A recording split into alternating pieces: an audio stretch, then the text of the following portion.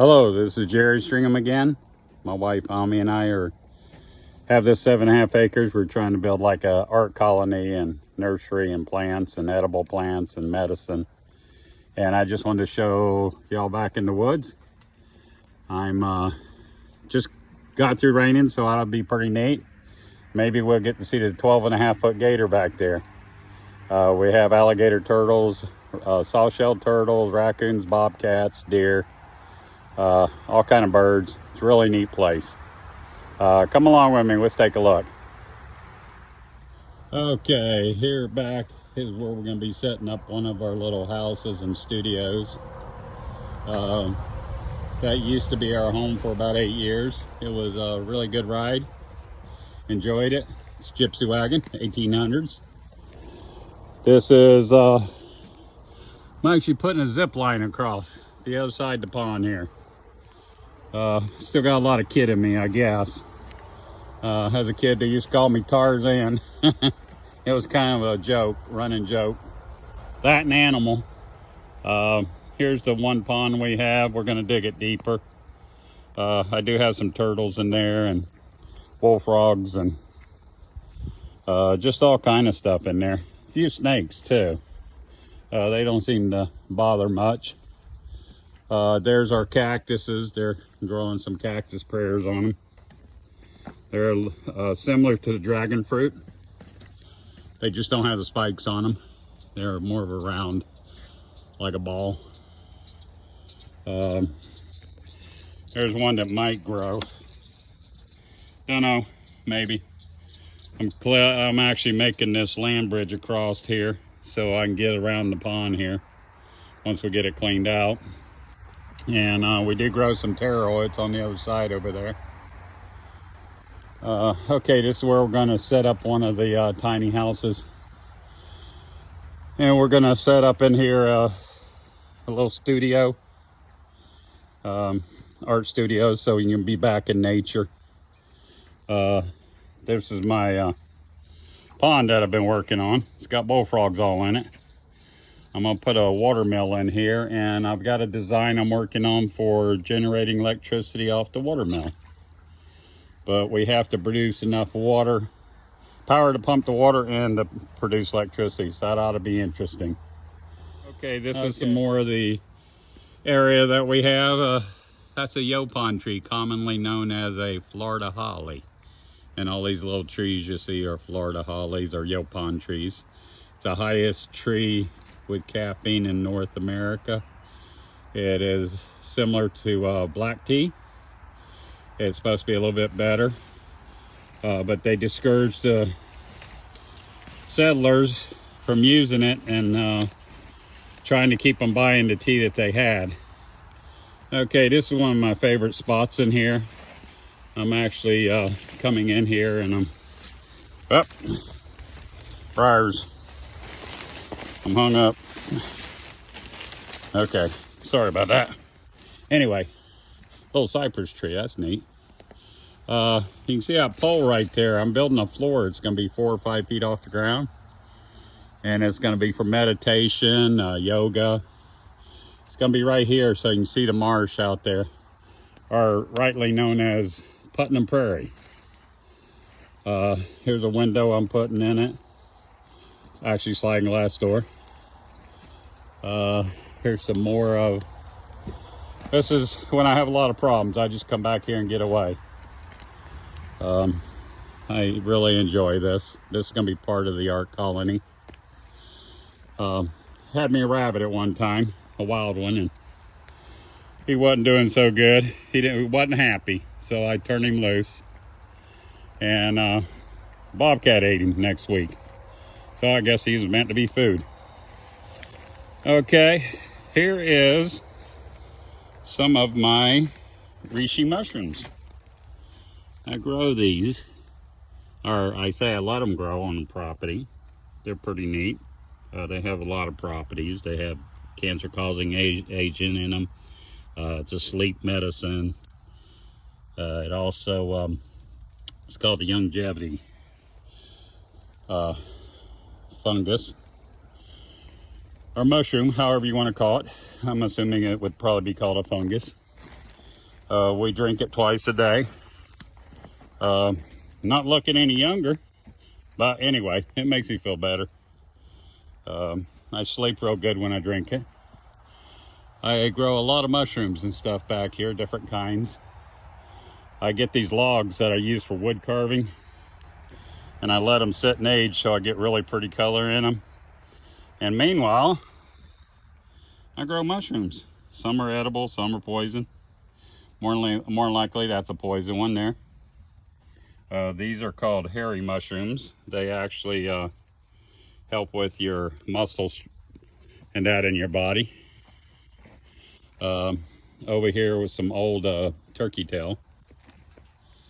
I don't know if you can see that right now.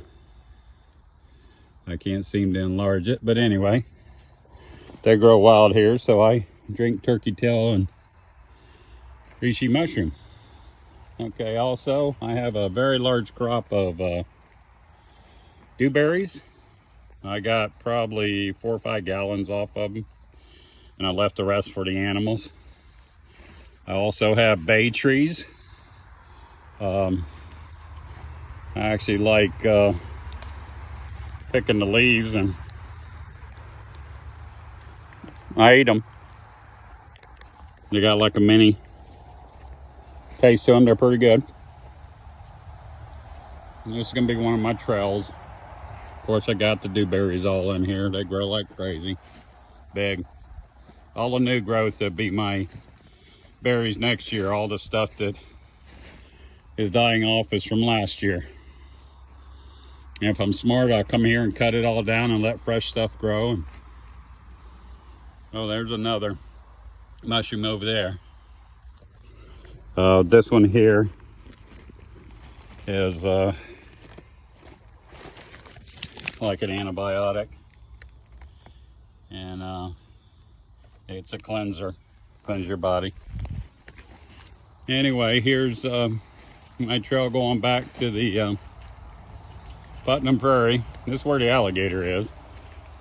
Like I said, maybe we'll see him. Right now, I just sort of cleared the trails and give me a place to walk, so at least when he catches me, he's got plenty of room to lay there and eat me. Alligators don't eat raw meat like that. They want it to rot. So he wouldn't do it right here. He'd take me out there and stuff me in a hole. Anyway, also here is another pond I had.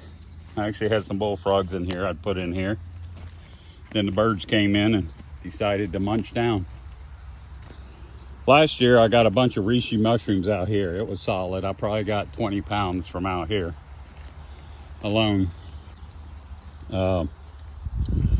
Also, we'll see how we can get through here. I got a neighbor on the other side of the marsh. He actually owns the Putnam Prairie.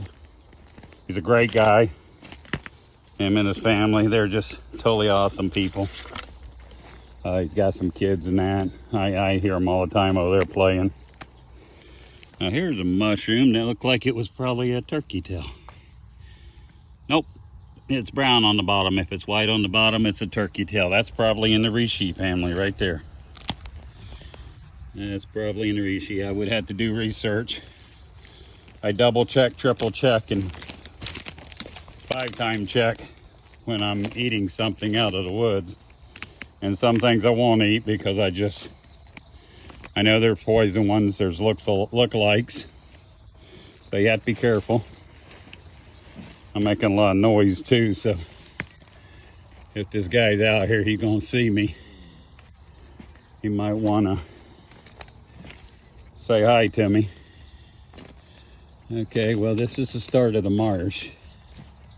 See if we can see any tracks before we go any further. What you do is you look at see how the weeds are kind of falling down. Something's been going through there, but it's not a gator. Probably raccoon. And look like they're running around. I don't see any gators up on the banks. Now the problem with this marsh is there's some holes in here that there's no telling how deep they are, because a lot of these are prehistoric sinkholes. And this is all peat. Throughout the years it has built up. And the Native Americans, this used to be their sacred grounds. And they would come in here, get their medicines, get their food. And Putnam Prairie was always known for the amount of gators in here. And even the pioneers, they would all come to Putnam Prairie to get a gator or two to eat. Because back then they were doing everything they could to stay alive. Now these are yaupon trees. They actually grow in the water. It doesn't kill them, or they grow on land. You see them around shopping centers and things like that. If the grocery store even knew what they had, they'd probably be harvesting them. I tell you what, I'm sinking pretty deep here. If I end up in a hole here, you'll hear me. Yeah, it's pretty bad. That's what happens. These alligator turtles, they actually get down in here, and you don't know it, and they'll pop out of the ground on you. Sometimes you see a mound, and it's an alligator turtle. See that mound over there? That could be one. I don't think I can get over to it without sinking up to my elbows. But this is one of my favorite places. I spent a lot of time down in the Everglades. I went down there for months, and everybody gave me a hard time because I wore a pair of Levi's cutoffs and a Bowie knife. And I even ran across, made some friends on the Seminole Indian Reservation, wanting to know what I was doing. And they thought I was half crazy. Got to be really good friends with them. Our family does have Seminole in them, so like I said, this whole ground just sort of like giving away. This may not work. I wanted to see. I don't know if that's one or not. It could be something pushed them up, but that's not natural. I don't see that alligator anywhere. Next thing I know, he's gonna fly out of here, and I'm not gonna be able to get out of here. I'll be on my knees trying to crawl out. It's funny, when I was younger, none of this stuff bothered me. I used to go out and catch alligators. I'd go right across that swamp. Wouldn't even think twice. I didn't care what was out there. And had a few close calls in my life. Alligators and turtles both. But anyway, I wanted to share this with everybody. This is like the neatest thing in the world, especially for an artist. I come out here, I get ideas for painting. This is kind of dead right here, but you get past it and it's really pretty. The reason it's dead, it's been underwater because I'm standing where there used to be 3 feet of water. And next big storm that rolls in, hurricane, it'll fill right back up. Backside of our property gets 7 feet of water. But I appreciate you taking this little trip with me this morning. Couldn't have helped me much if something got me, but maybe you could have watched it, huh? That's kind of morbid anyway.